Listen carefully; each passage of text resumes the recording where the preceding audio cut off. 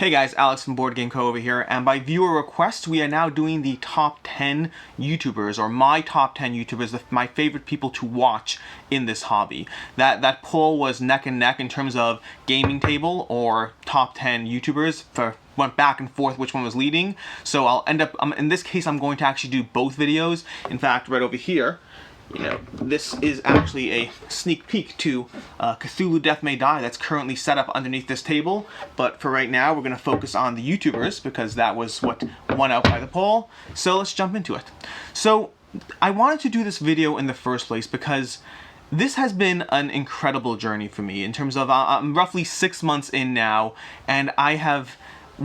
if you look at my first videos, if you look at our earlier videos, it was kind of a hey, hi, how are you, followed by a bunch of ramblings, followed by a bunch of different types of videos that really had no clear focus. I mean, it took me some time before I found my niche. It took me some time before I found the types of videos that were more engaging both for myself as the presenter as well as for you guys as the audience. It took me a while to find that groove. And I find it interesting to talk about the types of people I enjoy watching, the types of people I enjoy getting inspiration from. I mean, opinions are a fascinating thing. We all crave opinions. It's not just me, it's not just you. I mean, I have purchased games, I have acquired games based on the comments or the responses I've gotten from you guys in the comments down below. Additionally, I mean, just the same way I'm providing a perspective, the same way I'm providing an opinion for you guys to feed off of, to agree, to disagree, to help guide decisions, no differently, I get that same level of guidance from the people I enjoy watching. And each one provides a different benefit, a different aspect, a different light to the way I make my gaming decisions, or in some cases it's just pure entertainment. And so I thought it'd be interesting to talk about the competition, so to speak. And I don't actually believe it's competition. I mean, I think this is an industry where we all rise together. I've never known a single person to unsubscribe from one YouTuber because another one was better. It's kind of, you either like someone or you don't. And honestly, if I'm looking for, let's say I'm looking for a monumental review like I just did yesterday, link to that up above. If you're looking for a review of a particular game, speaking for myself, if I type in the review and 4 of the people I like have a review of it, I tend to watch it all because I throw them up in the background anyways. So in terms of the competition aspect, by all means, watch these people. If you like them already, great. If they're the first time you're hearing of them, check them out. Give their channel a look, see whether it speaks to you, see whether their content appeals to you. Go ahead and subscribe. There is room for everyone who does a good job in this industry. Now, in terms of the list, starting from the top, so first off, I debated whether to include or not include because it's someone we actually sponsor. So rather than include in the top 10, I decided to push it off to the side and just do an honorary mention to Board Online, Board Offline. Board Online, Board Offline, if you haven't watched them yet, he does a bunch of playthroughs. He does various lists. I mean, if you ever see my list of the top of the most played games that I've done in terms of most hours spent playing a game, that was actually inspired by his videos. He has a lot of good content. You should check out his channel. I have a few videos on his channel as well, so that's more of an honorary mention just because BoardGameCo sponsors that channel. I didn't want to include in the actual list, but honorary mention to Board Online, Board Offline. From there, I'm going to go through these 10. There is no, 10th highest, first highest, whatever. I like them all in different ways. They all provide a different something to my personal enjoyment of the hobby. And so I figured I'd just go through them in terms of alphabetical order. So starting from the top, at number 1, we have BoardGameCoffee. This is a guy named Mark Meyer, who's out of Toronto, I believe, where I'm from. Spent the first 20 years of my life in Toronto. Still go back there every 2 months, so I like him already. But Mark Meyer, BoardGameCoffee, I like watching his stuff because of how darn quirky the guy is. If you've ever watched his videos, if you've watched his unboxing, his presentations, I mean, the guy walks into his sets dressed like a pirate. He often has his wife rebuking him. I don't know if it's wife, girlfriend, significant other, roommate, I don't actually know. But he has that other person rebuking him, criticizing his life choices. I mean, the guy is a riot to watch. He starts off his videos with a degree of hilariousness that is incredibly engaging, incredibly fun to watch. And from there, he then goes into actual informative, well-presented content. I highly recommend BoardGameCoffee. If he's definitely on the smaller side. Some of these names that we'll go through you'll have clearly heard of, others may not be. And Mark Meyer is on the BoardGameCoffee is on the smaller side, but he deserves more views by far. I mean, the guy is amazing to watch. I highly recommend subscribing. From there we have Chaz Marler. Now Chaz Marler, as well as one other person on this list, I did alphabetical order based off the name and not based off the channel because they're in different places. So I believe his original channel was Pair of Dice Paradise, but he has since gotten into some sort of agreement or arrangement with Rodney Smith. They're now working together, and Rodney Smith is also on this list, so we'll come back to that. But Chaz Marler is similarly, I like watching his stuff because he's quirky. He's funny, he's amusing. If you've ever watched his content, his top 10 lists, his most what's it called? The hotness from Board Game Geek. He initially had his own channel, then he started doing stuff with Board Game Geek, and then now he's doing stuff with Rodney Smith from Watch It Played. So he's definitely all over the place. And he just, again, he's an absolute pleasure to watch. His stuff is, I don't know how much, he tends to inform. I don't really go to him for reviews. I don't even know if he does reviews, honestly. But he tends to produce decently informative content of just what's out there, what's going on in the gaming world. Whether it's highlights of what other people are liking, what other people are playing, whether it's highlights of the whatever top 10 list is going on, he tends to inform, and he does so in an entertaining fashion. I like watching Chaz Marler because he is quirky and amusing. Number 3 on this list is Dice Tower. Now, Dice Tower is actually an interesting one because in terms of the sheer amount of enjoyment I get from their videos, I would say it's on the lower end.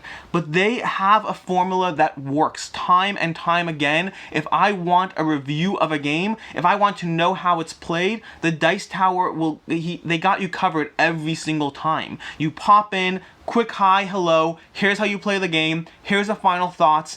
It's not incredibly amusing, it's not incredibly quirky, they don't do any ridiculous production values of, some sort of, I don't know, parody skit of what's going on, but it is consistent, reliable content, and I know that if I am ever looking for a review of a game, the Dice Tower has me covered. They are consistently there, consistently producing content. I know that they're simultaneously loved by many and get occasional flack from others as well. Just, I don't know what the flack is for. Maybe his tastes are not the same as yours. I don't really know. But if you're looking for reliable content that has the broadest range of coverage, the Dice Tower is there for you. Now, speaking for myself, I primarily stick to Tom Vassell directly, and then Miami Dice Paradise, I think it's called. But those are the ones I tend to watch. All the other offshoots on the channels, I tend to click through here and there, but I'm specifically referring primarily to Tom Z and Sam when he was in the crew, and I believe they now have Mike. I want to say Mike something. Mike Delisio? That sounds about right. Mike Delisio, who, by the way,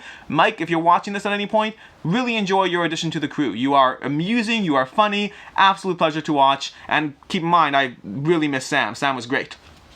From there we have the King of Average. The King of Average at number 4. The King of Average is passionate. If you ever want to watch someone who truly cares, watch the King of Average. He primarily focuses on Kickstarter content. He also does a sort of painting videos where he does his own painting or whatnot, but it's primarily Kickstarter and painting. But his Kickstarter coverage is genuinely second to none. Absolutely incredibly, the amount of research he does, the amount of consistently showing you in every single video what's available, what can you late pledge, what's coming up in 2020, the amount of energy that he has in terms of when he cares about things, when he cares about a publisher doing the consumer wrong, when he cares about others in the industry scamming other people, copyright ripoffs, and don't be wrong, by the way, he's aware that sometimes his reviews are, critical and how much of what's going on, so he does add in a decent amount of positivity.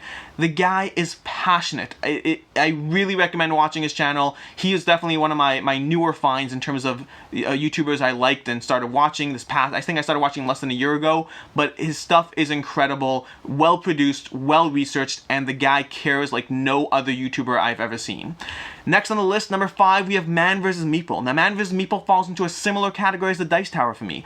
They're not amazing. They don't pull me in a way that many of these other people do, but rather they are consistent and informative. If you want coverage generally of games coming out, whether Kickstarter or otherwise, if you want consistent, reliable, well-produced coverage, Man vs. Meeple has got you covered. And then similar to Dice Tower, they have their own list. They have their own, best game of 2019 or top 5 worker placement games was a video I just watched from them. Their lists are, I would say, more enjoyable, meaning their regular coverage is consistent and will have you, in terms of what you need from that to know whether to get the game or not. But their lists are entertaining to watch. Watching the 4 of them in a studio or not in a studio nowadays, they're entertaining to watch them feed off each other. And in fact, recently I learned a new rule about Trois that I was playing wrong because of their worker placement video. I did not know that you could actually put more than 2 people on a card. So good to know. Thank you for that. Next up on this list, number 6 is No Pun Included. Now, No Pun Included is funny. They are very similar to Shut Up and Sit Down, and they know that they've been compared that way, but their videos, they come out, once a week, I think it's once a week if I'm not mistaken, but they put out a once a week video where they really do an amazing job of just making it informative, quirky, funny. They cover their opinion, but they do so in a well-edited, storyline based video with jokes and humor, and it's a team. I believe it's Anna and Efka, I think. I could be getting the names wrong. But they are, again, I think husband and wife, but some sort of relationship. Maybe just roommates again. Don't pay enough attention. But they are incredibly funny to watch. If you haven't heard of them, and they definitely are less well known than Shut Up and Sit Down, but if you like Shut Up and Sit Down, No Pun Included is more of the same. And I don't mean that in a negative, derivative way. They are very, very different. Their opinions are different. Their tastes are different. They just have a similar vein to the actual video itself. Next up on the list, we have Quackalope. Now, Quackalope, I hope I'm pronouncing that correctly. Maybe it's Quackalope. I think it's probably Quackalope. I think I just say Quackalope because I add the magical E at the end. Quackalope. There we go. Next up on the list is Quackalope. I will not edit that out. Quackalope is, again, I would say Quackalope is my newest discovery on this channel. In fact, I believe in one of my earlier videos when I was talking about a Kickstarter game and I saw that they were one of the reviewers on a Kickstarter video, I said I don't really know, I never really heard of these guys. And now I feel a little silly because now I see them all over the place, and I don't know if that's just me being ignorant or them just growing really fast. Although according to Social Blade, they are growing really fast. So it might be a little bit of both. I am ignorant and they're growing fast. But Quackalope is, put it this way.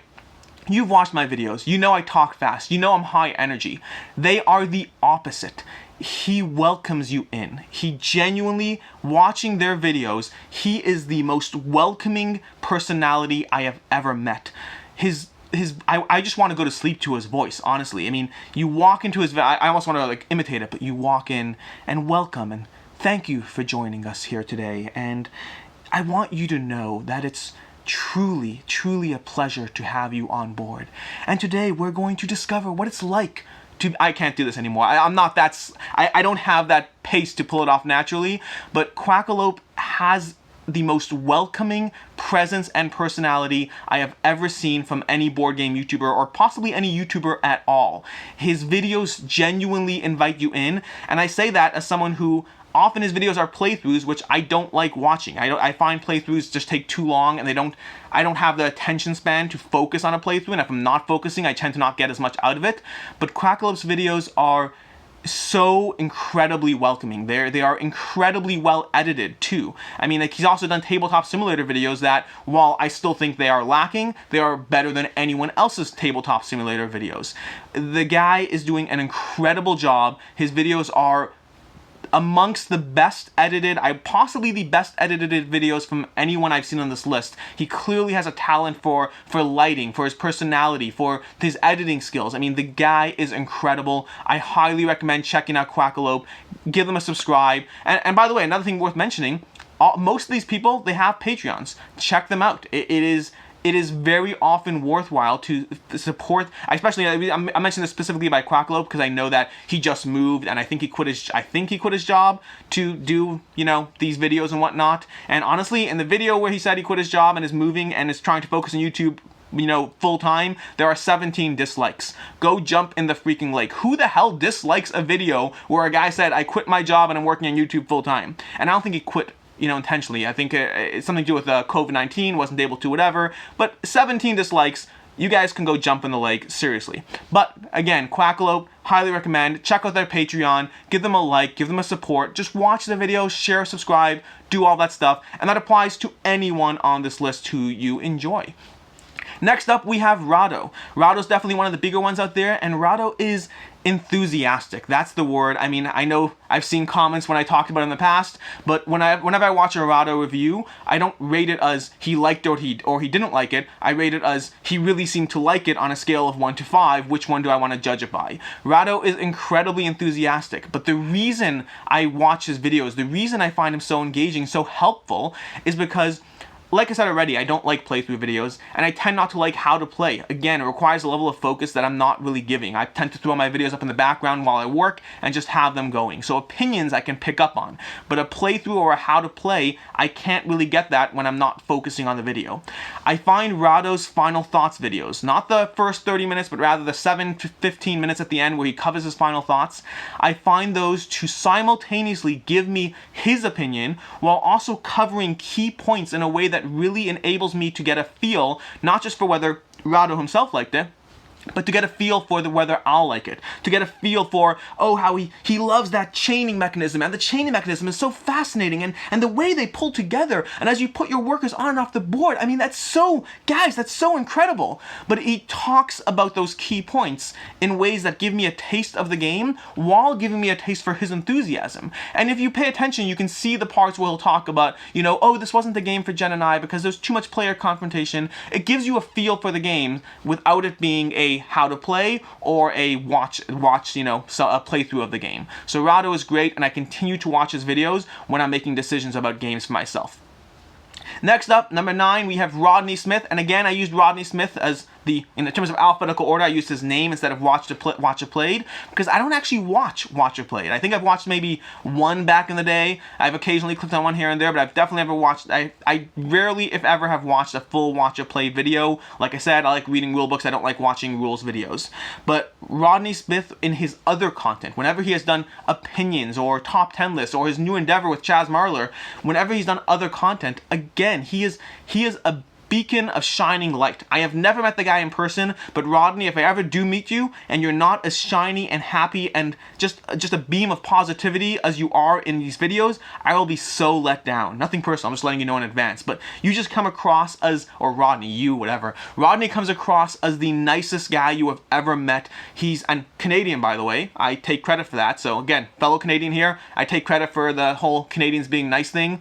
Do you know, by the way, Canada has come up with a law, random tangent here, Canada has come up with a law where you are allowed to apologize and it's not allowed to be a legal thing held against you. For instance, if you get in an car accident and you say, I'm so sorry, they're not allowed to use it as an admission of guilt because Canada wants you to be able to be polite without having to worry about it being an admission of guilt. I'm just saying. Again, I really like being Canadian, guys. I live in America, just to be clear.